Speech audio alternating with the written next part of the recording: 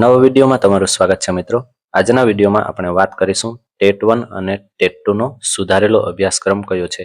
પહેલા જૂની પદ્ધતિથી ટેટ ટાટ લેવાતી હતી ત્યારે અભ્યાસક્રમ જે હતો એનાથી નવો જે અભ્યાસક્રમ રજૂ કર્યો છે એના મુદ્દા કયા કયા છે એ આપણે જોઈ લઈશું। મુદ્દા બદલેલા છે।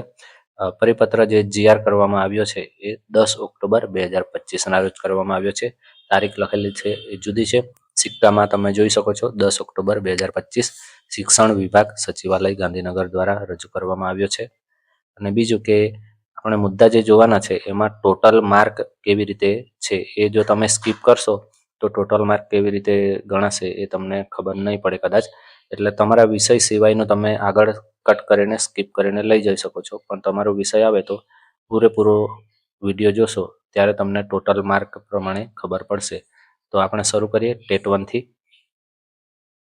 હાલની જોગવાઈ એટલે પહેલાની જે જોગવાઈ હતી એમાં વિભાગ 1માં કેવું હતું કે બાળ વિકાસ અને શિક્ષણના સિદ્ધાંતો એમાં કુલ 30 ગુણ આવતા અને 30 ગુણનો આ મુદ્દો રહેતો। એમાં નીચે અહીંયા આપેલું છે જોઈ લઈએ ડાબી બાજુ કે એમાં બહુહેતુ પ્રશ્ન હતા અને દરેકનો 1 ગુણ અને 30 ગુણ એવી રીતે આ ડાબી બાજુ મુદ્દા આપ્યા છે। એ પ્રમાણે વૈચારિક દોહન મૂલ્યાંકન તમે સ્ટોપ કરીને વાંચી શકો છો। આ પ્રમાણે મુદ્દા હતા। એમાં વિચાર પ્રેરક કસોટી વિચાર પ્રેરક સામગ્રી એવા પ્રશ્નો કસોટીમાં પૂછવામાં આવતા। પરંતુ હવે જે નવા સુધારેલા મુદ્દા છે એ જમણી બાજુ આપેલા છે, અહીંયા તમે જોઈ શકો છો। વિભાગ 1 એમાં પહેલો મુદ્દો છે બાળ વિકાસ અને શૈક્ષણિક શાસ્ત્ર। એમાં કુલ 30 ગુણ છે અને 30 ગુણના પણ પાછા વિભાગ પાડ્યા છે। 30 ગુણમાં પહેલો વિભાગ પાડ્યો છે બાળ વિકાસ, તો 30માંથી 15 ગુણ બાળ વિકાસના પૂછાશે।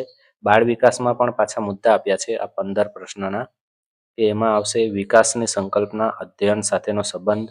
બીજો મુદ્દો છે બાળ વિકાસના લક્ષણો અને સિદ્ધાંત। ત્રીજો મુદ્દો વિકાસને અસર કરતા પરિબળો, વારસો અને વાતાવરણ, સામાજિકતાના વિકાસ અને તેને અસર કરતા પરિબળો, સામાજિકરણની પ્રક્રિયા, સામાજિક જગત અને બાળક, વાલી, શિક્ષક, સહપાઠી, એરિક્સન, મોન્ટેસરી, હોબેલ, કોહલબર્ગ એના સિદ્ધાંતો, શૈક્ષણિક ફલિતાર્થ, બાળ કેન્દ્રી અને પ્રગતિશીલ શિક્ષણની સંકલ્પના, બુદ્ધિની સંકલ્પના, સમીક્ષા દ્રષ્ટિકોણ, બહુ આયામી બુદ્ધિ, બાળકોમાં વિકાસ, ભાષા અને વિચાર, લિંગ, જાતિ, સામાજિક બંધારણ, લિંગભેદ, ભૂમિકાઓ, આવું બધું છે। આગળનો મુદ્દો જોઈ લઈએ અધ્યયતામાં વ્યક્તિગત ભિન્નતા, ભાષા।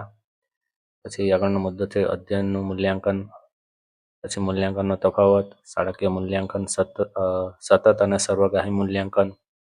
આ બધું જે ભરવાનું આવે છે એ છે સતત અને સર્વગ્રાહી મૂલ્યાંકન છે એ આપણે ટીચરમાં લાગ્યા પછી છોકરાઓનું ભરવાનું આવે છે, તો એમાંથી પણ પૂછાય। દ્રષ્ટિકોણ અને પ્રયાસો વર્ગખંડમાં, આદ્યતાની વર્ગખંડની તત્પરતા, અધ્યયન અને વિવેચનાત્મક ચિંતન। તો આટલા જે મુદ્દા છે એ 15 માર્કમાં લીધા છે। ત્યાર પછી 30માંથી જે 15 માર્ક છે ઉપરના મુદ્દા લીધા, એમાંથી પાછા બાકીના જે 15 ગુણ છે એમાં આ 5 ગુણનું છે સમાવેશી શિક્ષણ અને વિશિષ્ટ જરૂરિયાત ધરાવતા બાળકો અંગેની સમજ। તો 15 અને આ 5 થશે 20। એમાં મુદ્દા છે વિવિધ પરિવેશ ધરાવતા અધ્યતાઓને સમાવવા, જેમાં આર્થિક સામાજિક રીતે પછાત વંચિત બાળકોનો સમાવેશ, અધ્યયન અક્ષમતા ધરાવતા બાળકો, વિવિધ દિવ્યાંગતા ધરાવતા બાળકો, એનું 5 માર્કનું છે એટલે 25 થયા। સીમાં આવશે 20 થયા, 20 અને બીજા આ 10 અધ્યયન અને શૈક્ષણિક શાસ્ત્ર એના 10 ગુણ। તો આમ કરીને કુલ 30 ગુણ થયા। બાળકો કેવી રીતે વિચારે છે અને શીખે છે, શાળાકીય પ્રદર્શનમાં તેઓ કેમ અને કેવી રીતે નિષ્ફળ જાય છે તેના કારણો, અધ્યયન અધ્યાપન પાયાની પ્રક્રિયા, બાળકો ઘણા બધા મુદ્દા છે, તમે સ્ટોપ કરીને વાંચી લેજો। બાળ સમસ્યા ઉકેલ, જ્ઞાન બોધ, સંવેગ, પ્રેરણા અને અધ્યયન, આ બધા મુદ્દા છે। તો આ રીતે કુલ 30 ગુણ થયો। હવે ફરીથી વિભાગ 2 છે તો એમાં 30 ગુણ છે। કુલ 5 વિભાગ છે, 5 વિભાગમાં 30-30 છે એટલે 5 તારી 15 150 ગુણ થશે 5 વિભાગના 30-30 કરીને। તો પહેલો વિભાગ પૂરો થયો।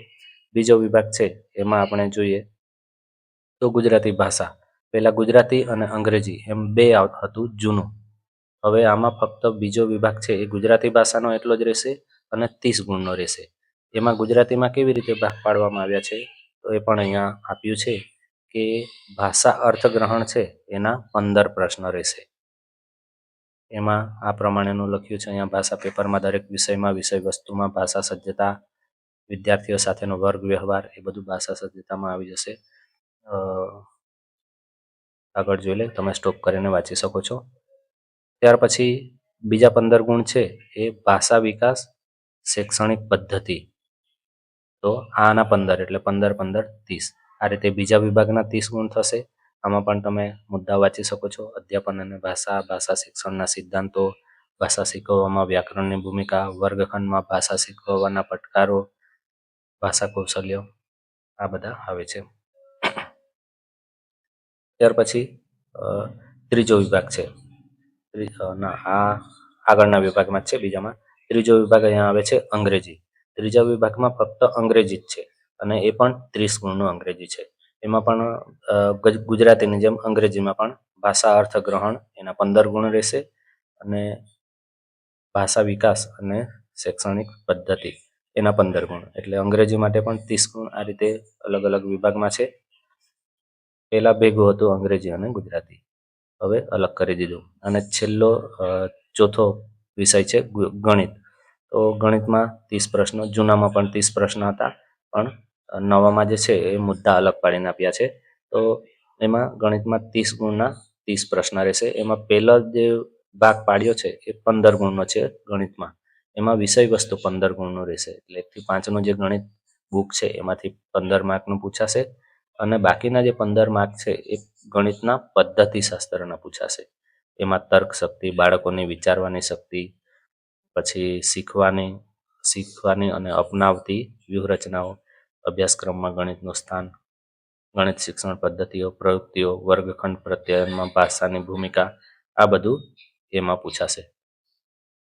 આ બીજા મુદ્દા એમાં જ છે. ઔપચારિક અનૌપચારિક મૂલ્યાંકન, ગણિત અધ્યાપન સમસ્યાઓ, ગણિતમાં થતી ભૂલો અને તેના નિવારણના ઉપાયો. તો આ ચોથા વિભાગમાં 30 ગુણનું આટલું છે. પાંચમા વિભાગમાં 30 ગુણનું જે એ પર્યાવરણ, સામાન્ય જ્ઞાન, શિક્ષણના વર્તમાન પ્રવાહો, આ બધું છે. એટલે પાંચમો વિભાગ છે એમાં જનરલ નોલેજ લેવું બધું આવી ગયું. તો એટલું બધું જનરલ નોલેજ બહારથી આવ્યું નથી, કારણ કે હવે આમાં પણ પાછા 30 માર્કના વિભાગ પડશે. તો સામાન્ય જ્ઞાન એવું બધું ઓછા માર્કનું થઈ જશે. અહીંયા આપણે 30 ગુણ છે પાંચમા વિભાગમાં, તો એમાં જોઈ લઈએ તો પહેલો વિભાગ છે એ 20 ગુણનો પૂછાશે. એમાં પર્યાવરણ વિષય અને પદ્ધતિશાસ્ત્ર એ પૂછાશે. બીજા વિભાગ છે વિષય વસ્તુ. તો પર્યાવરણનો વિષય વસ્તુ છે એ આમાં પણ પાછું બે ભાગમાં પૂછાશે. 30 ગુણ છે એમાં પર્યાવરણના 20 અને બાકીના નીચે આવશે 10. તો પર્યાવરણના 20 છે એમાં પણ પાછા ભાગ પાડ્યા છે કે વિષય વસ્તુ પર્યાવરણનું છે એમાં 10 ગુણ છે અને પદ્ધતિશાસ્ત્ર પર્યાવરણનું છે એના 10 ગુણ છે. એમાં આવશે મુદ્દા પર્યાવરણનું મહત્વ, પર્યાવરણ શિક્ષણ, વિજ્ઞાન અને સામાજિક વિજ્ઞાન, સતત સર્વગ્રાહી મૂલ્યાંકન, અધ્યાપનની સમસ્યાઓ. તો આ પ્રમાણે પછી આ છેલ્લું આવે સામાન્ય જ્ઞાન. તો એમાં સામાન્ય જ્ઞાનના 5 છે એટલે જીકે ને બધું આવી જશે. અને છેલ્લું વર્તમાન પ્રવાહો, તો એ પણ જીકેમાં આવી જાય. એના 5 છે. તો બી વાળું છે એ 5 અને સી વાળું છે એ 5 એટલે એ 10 અને પર્યાવરણ વાળા એ 20. એટલે આમ 30 પાંચમા વિભાગના થયા. તો આ પ્રમાણે 1 થી 5માં છે. સાથે આપણે જોઈ લઈએ ટેટ 2 માટે પણ. તો ટેટ 2માં પણ જે બદલાવ કરવામાં આવ્યા છે એ આપવામાં આવ્યા છે. પહેલો વિભાગ તો બધાનો સરખો જ રહે છે. પહેલો વિભાગ પહેલા કેવો હતો કે બાળ વિકાસ અને શિક્ષણના સિદ્ધાંતો, એમાં 25 ગુણનું પૂછાતું અને એમાં ડાબી બાજુ આપેલા છે પ્રમાણે 11 થી 14ના કોઈ જૂથના બાળકો વિશે, પછી વિષય સજ્જતા વિશે ને એવું બધું આવતું. પણ હવે મુદ્દા આપી દીધા સ્પેશિયલ કે બાળ વિકાસ અને શૈક્ષણિક શાસ્ત્ર છે તો એમાંથી 25 માર્કનું પૂછવાનું છે. પહેલા 75 માર્કનું પૂછાય. એમાં વિભાગ 1 પાછો 75 માર્કનો પૂછાય. એમાં 25 માર્કનું ફિક્સ થઈ ગયું કે બાળ વિકાસ શૈક્ષણિક શાસ્ત્ર. એમાં પણ 25 માર્ક છે કયામાંથી પૂછવાના? તો એ વિભાગ છે બાળ વિકાસ. એ 10 ગુણ લેવાના બાળ વિકાસના. એમાં બાળ વિકાસ સિદ્ધાંત, વિકાસની સંકલ્પના, વારસો અને વાતાવરણ, બાળ વિકાસ, સામાજિકરણની પ્રક્રિયા, સામાજિક જગત અને બાળક. ત્યાર પછી તમે મુદ્દા વાંચી શકો છો.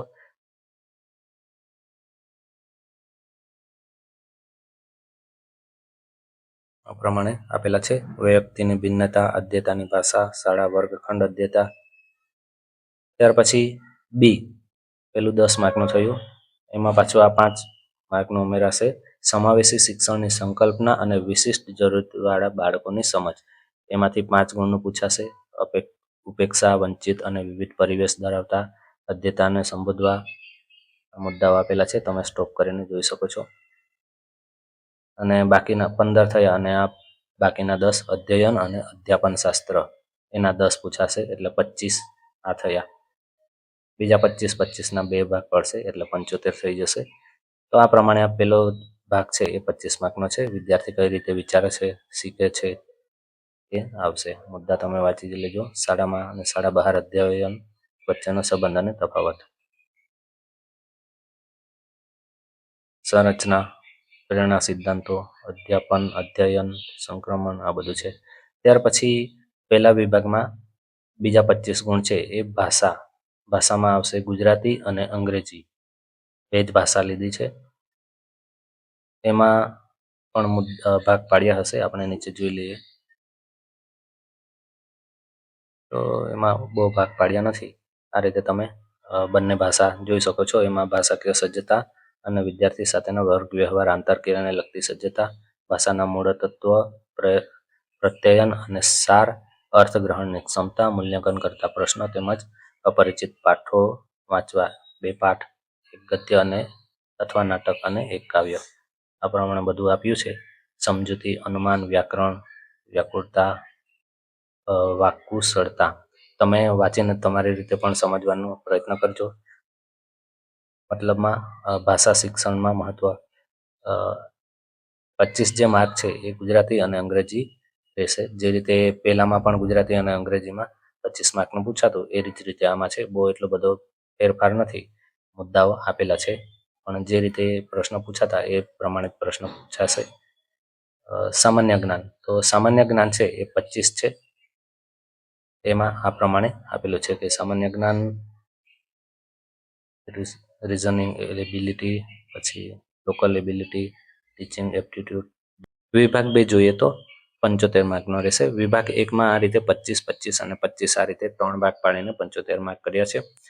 વિભાગ 2માં 75 માર્ક છે. એમાં ગણિત અને વિજ્ઞાન વિષયનો જોઈએ તો ગણિત વિષય છે એના 40 ગુણ પૂછાશે. એ 40 ગુણમાં પાછું વિષય વસ્તુ અને પદ્ધતિશાસ્ત્ર અલગ છે.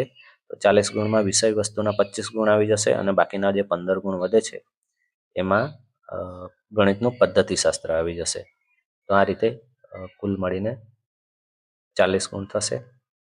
ત્યાર પછી બાકીના વધે છે 35 ગુણ. તો એ વિજ્ઞાનના રહેશે. વિજ્ઞાનમાં પણ એ જ પ્રમાણે વિષય વસ્તુ છે એના 25 ગુણ અને બાકીના જે વધે છે એ વિજ્ઞાન પદ્ધતિશાસ્ત્ર, તો 10 ગુણ. આ રીતે કુલ મળીને 75 ગુણ થઈ જશે. તો આ રીતે પૂછાય છે. ભાષામાં પણ એ જ પ્રમાણે થશે. દરેક વિષયમાં આવે એવું જ થશે કે 75 ગુણ છે એમાંથી પ્રથમ જે 40 ગુણ નહીં, ભાષામાં અલગ છે. એમાં જોઈ લઈએ તો પહેલા 20 ગુણ ભાષાના અંગ્રેજીમાં રહેતા. તો અહીંયા પણ ભાષા છે એમાં ગુણ છે એ ગુજરાતીમાં 20 ગુણ છે. વાંચી લેજો તમે સ્ટોપ કરીને. ભાષાના પેપરમાં દરેક વિષયમાં વિષય વસ્તુ, ભાષા, સંભાષણ અને વિદ્યાર્થી સાથેનો વર્ગ વ્યવહાર તેમજ આંતરક્રિયાને લગતી સજ્જતાનું મૂલ્યાંકન કરતા તેમજ ભાષાના મૂળ તત્વો. તો ભાષાના 20 ગુણ છે. એમાં ગુજરાતીમાં વિષય વસ્તુ છે એના 15 ગુણ છે અને